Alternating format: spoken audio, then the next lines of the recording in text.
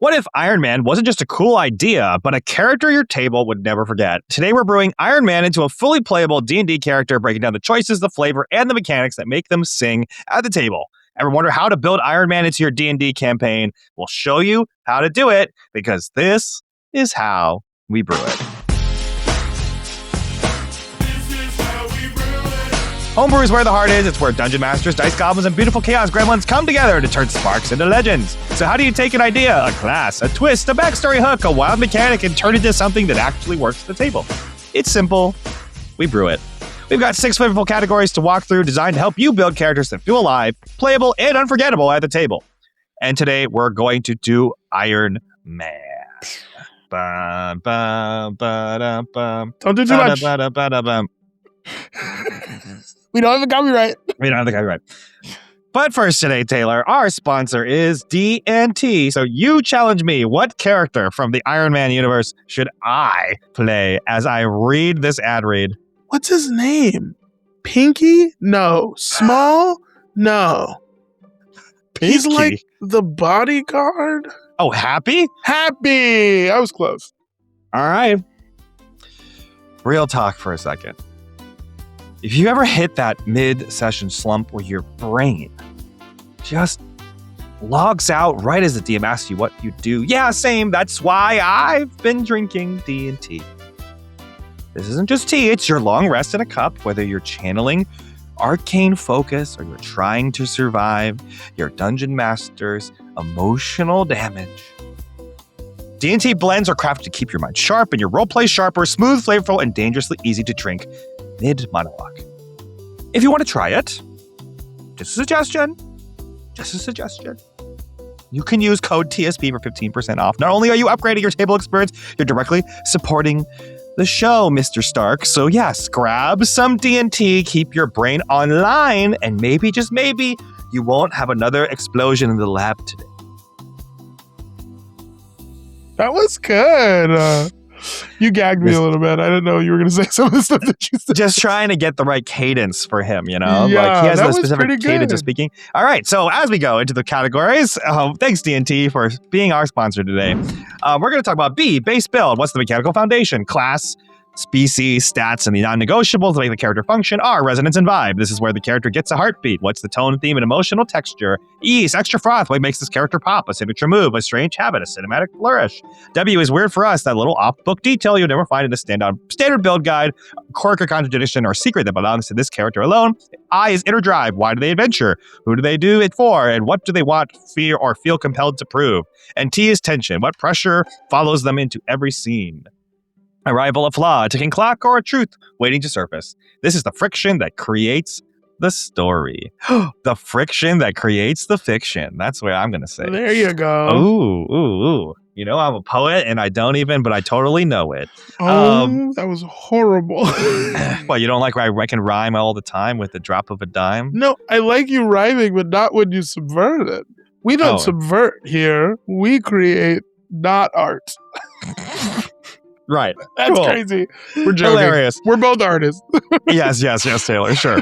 So you are definitely an artist. I would say I'm a little bit more of a producer. But let's talk about base build. What is the mechanical foundation for building an Iron Man as a character? Yo, he has to be human. Okay, species, he's a human. Species has to be human. I mean, you can argue other species. In my opinion, I think humans are the most... Is a species in D&D, let me clarify. I think humans are the most conceited, have the most potential to be conceited out of all other species. Because I think humans are a little bit like, yeah, we're humans. I mean, literally, when you get human as a species, we talked about this. When you get human as a species, your bonus is to like every skill. Like, you literally are like deemed good at everything, which is nuts. Versus other species are like, I can hellish rebuke, I guess. Like, that's, you know what I mean? So I think if you're gonna be a Playboy philanthropist, you gotta be human in D&D. That's my opinion. Right. Well, there's that.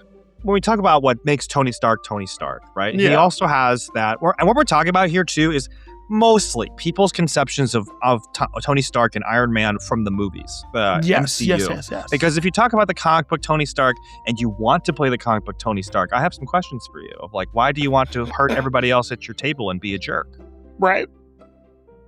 But in the movies, you have at least some redeeming qualities, partially because he's Robert Downey Jr. So we're talking about that. But yes, like when we're doing that, like Tony Stark's like race against time and his like manic creativity and energy is probably pretty accurately based around humans, just in the D&D species world. I think if you go more into his like destructive nature and his anger and a little bit, you could definitely do like dwarves, you could do some of the other species, but I still feel like, yes, human would be the number one. This is probably the most complicated question we can ask for the whole entire thing. This is probably what we're going to spend most of our time on in the first place. What class is Iron Man? I love him as an artificer, personally, because I think with artificer infusions, and I think with all the little things that come with being an artificer, even at level 1, I feel like you can really jump into the feel of Stony Tark. Stony Tark? Stony Tark? I mean, hey, maybe that's the name of this character, Stony Tark. Honestly, I give full right that anybody watching this to take that. Please make your character Stony Tark and send us their Stony Tark is crazy. I can't believe my brain went there immediately. But I think, Tony Stark is an artificer. That's my personal opinion. Kyle, fight me. So I think there are some wild suggestions I could give, because there's certain things that do not... The biggest limitation for playing Iron Man is that Iron Man is a one-man show. Anytime you do a superhero in general, they're a one-man show for the most part, right? And or they have the capability of operating as a one-man show, right? One-person shows are very powerful and flexible on purpose, right? And so you as a D&D player are probably not going to want to be or allowed to be, for the sake of the fun of your table and your group, be a one-man show all the time, right? And thus, your artificer, specifically from the 5th edition, as you're talking about with artificer infusions and stuff, is not going to be able to accomplish all of the things that Iron Man accomplishes, because you are inherently limited, right?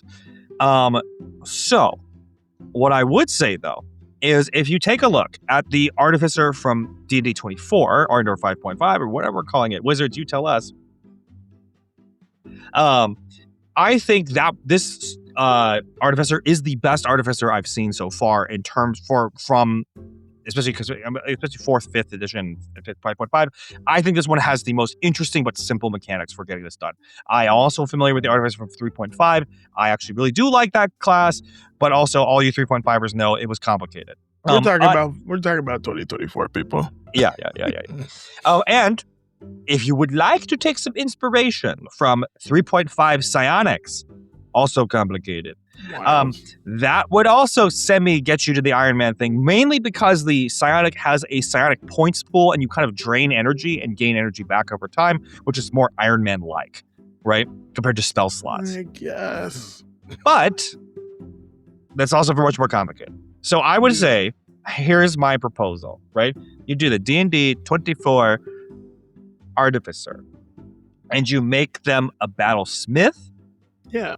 And the battlesmith defender that comes with that is your suit and you wear it. We agree. I actually thought we were going to be fighting, but we agree. What do you think we're going to fight about? I don't know. I thought you were going to be like Paladin. It's going to be like, I hate you. No, like, this is the thing again, right? Like, if you're playing D&D, which is what we're here to talk about, right? Then I think you have to be an artificer, and especially the D&D 24 artificer, because the D&D 24 artificer gets the ability to make magic items all the time, right? And there are some cool magic items that are available. And I would ask your dungeon master to even let you get a couple more interesting magic items on the list that are all in line with what is available at your various levels, and or have the ability to have that discussion beforehand to be able to get more than just the list that's given to you, because that's going to be really cool. I personally, if I was going to play this, would actually push to say, I don't even have spell slots. I just get more magic items. I get to build magic items all the time. No magic at all. Right? Or all of my spells, like I don't want that, because that doesn't give you the actual like power fantasy of being Iron Man, because Iron Man is not a wizard, right? He's not Doctor Strange. He's not, able to. He's not Captain Marvel who can just shoot lasers out of her hands. Like, he's a regular dude.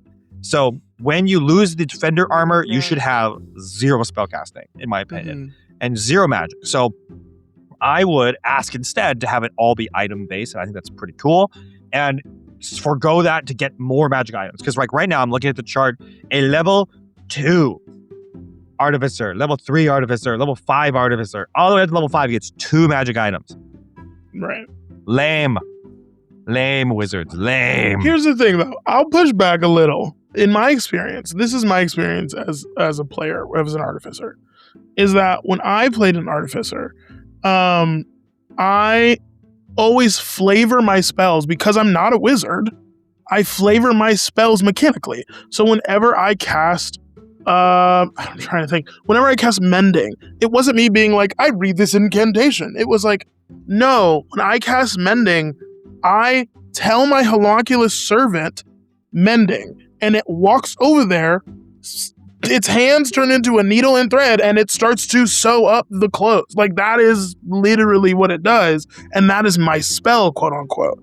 Is that this thing I invented a thing that can do that. Or when I can't, I think there was one time where I was like, oh, I invent invisibility, and basically I just like take out this piece of metal that like folds up into like a screen, and it's just a mirror. And then I put it in front of myself, and then I just walk around with this mirror. And my DM thought that was hilarious, but he's like, yeah, that makes sense. Like, you're not a wizard. You just invented a thing that makes people think you're invisible. So I was like, yeah, that's the vibe. It took me a second. I'm like, oh. Yeah, you're like, what do you mean invisibility in a mirror? Yeah, but that's for me is the flavor of playing an artificer. Yes, is being I'm inventing the thing that like does the spell, quote unquote. Right. And so I think this is my pushback, is that if you're gonna keep your spells, make sure that they make sense for you as a Tony Stark character. Like, whatever you take as an artificer, if it's, I think at one point we brought up the idea, or this might be in a different video, of not chill touch. It might have been chill touch, or like cold chill touch, yep. Or Ray of Frost or something. Like, take Ray of Frost and then just make that like your gun. Like, and when it stops working, it's because you only loaded it for a certain amount of Ray of Frost. So when you as you become better as an artificer, you're like bettering that weapon on your hand, like, or on your steel defender armor, which I think Kyle was such a good idea. But like, it's like, the steel defender has like a gun that shoots out Ray of Frost, and like that's what that is, in my opinion, that's the only reason you would have a spell, is because the steel defender does it, not you. Right. So the only thing that I would say is, if you're going to flavor this, and you should ask your dungeon master about this, I would allow for this. And if I was running it, this is what I would want to make a deal with the player on, is if you say you cannot create your spells easily outside of your armor, right? Your steel defender, then I would give you something in return, because that's a cool choice. That's a great player choice, right? And I would let them create more magic items, have more spell slots, or like something, right? That lets them do more things in theory. Like a little bit. Like, not like at first level, we're not giving them, and second level, we're not giving them like 15 spell slots. We're giving them 1 extra spell slot. Or whatever. We're giving them 1 extra magic item, and the magic item has to be approved by the dungeon master, and it's going to be like a mundane, small magic item. But stuff that like rewards that player choice of doing that. I personally would love if we just forwent every single spell, and you literally just had magic items. You get to make more, and you collect more, you make more, and you put it all in your armor, and you can only use it when you're in the armor. Yeah. But that's my thing. That's what I would try to do. But I'm also always the person who's trying to homebrew the wazoo out of everything. So anyway, let's just go with your main idea here. You keep your spells and you invent stuff, and it's part of your suit. Your steel defender is your Iron Man armor. You cannot use your spell casting outside your armor. Any other things in the base build that were set here, or are we good? I think we're good. I think I would just say, well, no, that's not base build. Never mind. I have something for later, but it's not base build. Okay, let's just jump straight into what your later thing, or we're gonna do resonance and vibes. What do you want to do first? Let's move to resonance and vibe. I'll remember my later thing. Okay, cool. Then let's do resonance and vibe. What is going to get this tone, theme, and emotional texture right, and getting the resonance and vibes right? We already talked a little bit about it because every single spell is flavored as like something you're inventing onto your suit. That's going to give you a lot of the flavor. What else are we going to get for this flavor and resonance and vibe? I think for resonance and vibe, because this isn't super necessary, but it is like good for resonance and vibe, their background should be, the background of the actual character should be a noble. Yep. Because duh, like that, sorry, not to say duh, but just to be like, you're rich and you are privileged, and that's a part of the charm and sometimes the downfall of who you are as a character. So I'd say making your character a noble, making your character high status in society. I don't think aristocrat is a background. I feel like it might have been at one point. Not within the context of the regular common backgrounds. If you're going to find some other ones, like you could potentially go for some other types if you really wanted to, but for the most part, yes. Yeah. Because like you could do sage. That's like a secondary one if you want to get more into the intelligence thing. But I'm like, your stats, you're probably going to roll for high for intelligence anyway. So you might as well just, like, as far as the vibe and the resonance of this character, make them a noble background-wise. And if you don't want to make them a noble background-wise, make him an entertainer just because of the, the, like, Playboy, I can pull people into my circle and make them laugh, yada, yada. But still give them the connections of a noble in, the role play of it all, Right. Right. The, potential thing to also do is there's some of these airs in the Eberron setting. You could potentially do that because then obviously the air setting to having had been the heir of your father who did the fancy invention stuff. But yeah, the noble is probably the best one overall. And as we build out the stats, we would probably have intelligence and charisma, the highest stats of them all, sure. And then kind of adjust the rest of them because you don't really care about the rest of them and to get the right flavor, right? And you need intelligence to be an artificer, so. Yeah, and you're not punching anybody without your steel defender, so. Right. Forego strength for sure. Right. Okay, so then if we got that, any other thing that will help contribute to resonance and vibe, the tones and themes? I think one of the things that we write down, I think the way you describe resonance and vibe is the heartbeat of the character is really important. I think really locking into backstory is going to be huge for this. As far as you brought it up already, the lineage thing, the heir thing, the walking in shoes that are bigger than yours from the beginning, I think is really important for how you play this character. Because here's the thing, you're not playing a jerk. You're not playing a guy who's just mean and has a lot of money. You're playing a guy who's trying to prove something to himself. Right. And to other people, of course, but not really. He's trying to prove something to himself that he can be just as good as his dad and his dad's dad. They were all smart and they were all had money and they all invented crazy things that helped the world. So if you're going to play Tony Stark, you have to play a character that's trying to prove something. And that is the literal heart. And also a character whose flaw is that they're going to lose their literal heart. That struggle of having the reactor in their chest, I think is really important. So as far as resonance and vibe, make that heartbeat. Give your character that flaw of oh, I may not live. I almost said a Hamilton lyric, but I'm we don't have those copyrights either. I may not live to tell. No. Okay. Anyway, but you may not live, but you do have something to live up to. Right. And that's Iron Man. He may not live, but he has something to live up to, and that's what keeps him going. Well, so as we're talking about resonance and vibe, we've also touched on inner drive and tension, right? Yes, we have. So that's huge here, right? Yeah. Although actually, like, depending on, like, if we were to talk about someone like Batman, which we haven't on the schedule yet, but if we were to talk about Batman, like, Batman there's so many different versions of Batman we can talk about, right? Like, you could just have, like, Lego Batman, his inner tension is he wants a family. Oh my God, I love Lego Batman so much. Lego Batman is the best. He's so He funny. wants a family, he wants friendship, right? Yeah. But, like, All-Star Batman is mentally unstable. Yes. Justice League Batman is trying to work for the benefit of all. Like, the original animated Batman Adventures type Batman, the best Batman, is he's got a lot of complicated things going on in his life, but like all of these are different iterations of Batman. Well, we really have like one iconic version of Iron Man. Well, everybody else, especially read the comics, knows that no one really likes Iron Man. And if you're a big Iron Man fan, apologies, but you know he's a jerk. But in the actual movies, right, he's got an interesting, nuanced set of things. So he has the big richness of being super rich and like all these people invented and helped the world and did all this stuff. You should decide for your own character, how do they handle that, right? Yeah. If you're unaware of what that might be like, holding all of that privilege and all of that power and all of that legacy, right?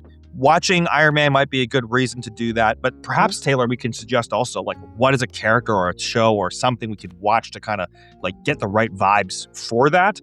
But that's, like, a huge piece of how does your character handle all this fame and all this fortune and all this money and all this legacy. And that tension is following them into every scene, right? Why are they adventuring? They've got to figure out a way to reconcile all of that, and whatever that is, it's going to be there. That's a cool question, actually. Though, what should somebody watch to try and like get inspiration for how to do that thing? I mean, you can watch the Iron Man movies, but Succession. Ooh, yeah. I think Succession is a beautiful example of having something to prove in your life. Historically, interestingly, Succession is based off of a Shakespeare play, but or I think two of them. But Succession is a beautiful like painting of what it looks like for a family of privilege to fight over such privileges. Right.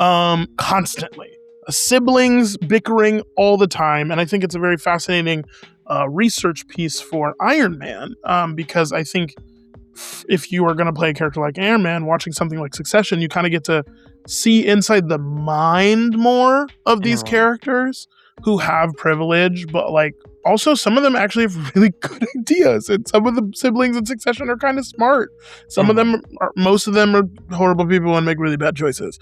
But like that's the cool thing of you as a character deciding when, because Iron Man isn't like, in my opinion, Tony Stark, we talked about this, Tony Stark isn't like necessarily a hero until he decides to be a hero. Right. Before that, he's very flawed and makes not great choices. And so watching Succession, these are characters who mostly make bad choices.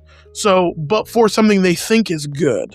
And I think stepping into those shoes a little bit of like, oh, I am trying to prove something. So I'm doing this thing selfishly, and I may not understand the consequences of that. Yeah. You know? Yeah. Yeah, definitely. Also, like, for me, the one thing that comes to mind is in a more lighthearted way is if you watch the show Winning Time, which is all about the LA Lakers and the Bus family. The Bus family is just so the Lakers. It's a famous, they're a famous family. There's a lot of drama going on there. And Jerry Buss, the original owner, is like the guy who makes everything happen. And then eventually, like, the kids take over, and it's like interesting stuff. So those are some good suggestions. We might do that more often if we do character builds. Like, what can we watch to get references for some of this stuff? Okay, the other thing we kind of missed, Taylor, which we touched on, though, is what's the heart condition thing? Because that's pretty important. Yes. In my opinion, this goes towards tension, right? It could. It doesn't have to. But of like, what's the pressure that follows this character into every scene? I mean, you really, I think when you describe it, you say things like, you know, the rival, the flaw, or the ticking clock. And I think a part of that could be this heart condition of being a character. And I think this gives also the character grounding and like relatability. A character who's not living forever because they created their own heart, you know? I think that's fascinating for a Tony Stark character. I would go as far as to say, like, literally, they keep inventing because they have yet to perfect the heart that is keeping them alive. Yeah. And that's kind of, it's like half inner drive, half tension, a little bit base build, a little bit resonance and vibe. Like it's a little bit all those things. But yeah.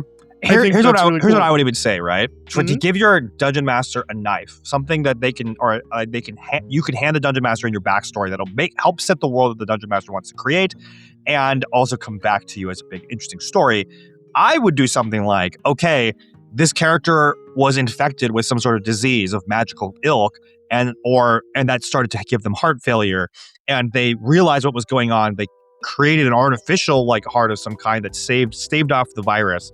And or the magical plague or whatever, and survived, but the plague is still happening, and the heart will fail. It delayed the death. It will not. And so they have to go cure the big cure. And when they do the big cure, they can potentially save themselves, or they can figure out how to make the heart, or whatever. That's a really interesting thing. I would do something like that. Yeah, and if you want to take inspiration from Karlach in Baldur's Gate 3 with the Infernal Engine as a heart, and that being her whole thing of it keeps overheating, and now they do a cool thing where it's that's the source of her rage because she's a barbarian, yada yada yada.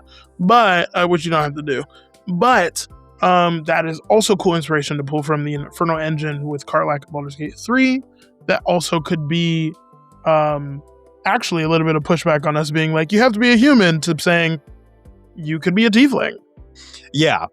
So yeah. To revise those statements, if I actually do think it is more important for the character to have a really powerful or interesting legacy, than anything else. So if it's you're a tiefling and your dad was ruler of the 9 hells, it's okay, at some point I gotta take over.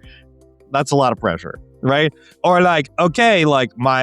this elf, I'm an elf, and my whole family is big, powerful magic elf people who do the big magical elf thing, and they're very powerful and they're very rich. That works, my dad is the head of the merchants guild for the dwarves, and we've had all this centuries upon centuries of commerce, and I must take over the family business. But it's those are things that are more important. Humans, even more shorter time clock. But in some ways, though, it would be even more interesting for in certain ways. An elf, for example, to be I was supposed to live for 1,000 years, but I'm about to live for 200. And this is wild. And nobody in my group of elves understands anything about this. Or they're all this is all so tragic. You're gonna die so young. And all the humans are what do you mean? You're 200. This is fine. Stuff like that. So I will say, though, because I didn't forget my thing, just a little bit of extra froth and a little bit of weird for me. For your character, make your homunculus servant Jarvis. Oh, yeah. 100%. You gotta do it. That if you don't do it, I'm gonna be upset with you. If you're watching this video and you don't do it, I will be very upset with you. I need everyone to comment. I'm just kidding. Everyone comment the name of your Jarvis right now. No. But yeah, I think you have to do it. I say it's weird for me, but I'm if it's not weird and it's actually almost essential and a part of base build. But that's because that's how I feel strongly about it. Tony Stark leans on Jarvis way too much, but I think it's a part of who he is that he leans more into machines and trusting a machine than he does into other people. Yeah. And I think having your homunculus servant be something you talk to that does talk back to you, maybe only messages you, so only you hear it, I think it's fascinating. All right. As a recap, as we're going to talk about Iron Man, baking Iron Man into your character, we suggested your species is human, though we kind of revise that slightly. We really care about legacy. But for class, we're going to do Artificer, we're going to make him a Battlesmith. And keep all your spells and flavor all your spells inventing stuff and as part of your suit, but become a Battlesmith, so your Steel Defender is your Iron Man armor, and you cannot use your spells outside of your armor. Perhaps ask your Dungeon Master for a little bonus because you are limiting yourself in a cool way. Your background is noble, and really think about the legacy of what your character has to live up to. They're rich, their family is powerful, and they did incredibly good in the world, and now you have to do so too. Potentially watch shows like Winning Time or Succession for inspiration and how to play a character like that. This character also has literally invented their heart because there is a huge magical plague that they're affected by the plague, and they made the heart to survive. And now your GM has a great hook because now you have to try and cure the plague so you can save yourself and protect your heart in the first place. And as you do so, maybe you'll learn a little bit more about humanity and what it mean to have a heart in the first place. And of course, for Taylor, make your homunculus companion Jarvis, or he will come and find you. It's true. I will. All right. Any other things we want to talk about Iron Man for this? Anything else we would want to add before we wrap it up, Taylor? That's it. All right. Thanks for watching this video. And if you end up liking more content like this, you can like and follow for more content like this. Thanks for watching, and we'll catch you in the next video. Jurassic Park, How to Train Your Dragon, The Princess Bride, Inception, Matrix, Mad Max, Fury Road, John Wick, Ghostbusters, Pokemon, Hunger Games, 28 days later. Hey there, just want to shout out to our patrons. Thanks so much for subscribing on Patreon and supporting the show. Thanks to Count Bubba, Fizz, Fedorable Will, Richard, Varner Jr., and Who's Scruffy Looking.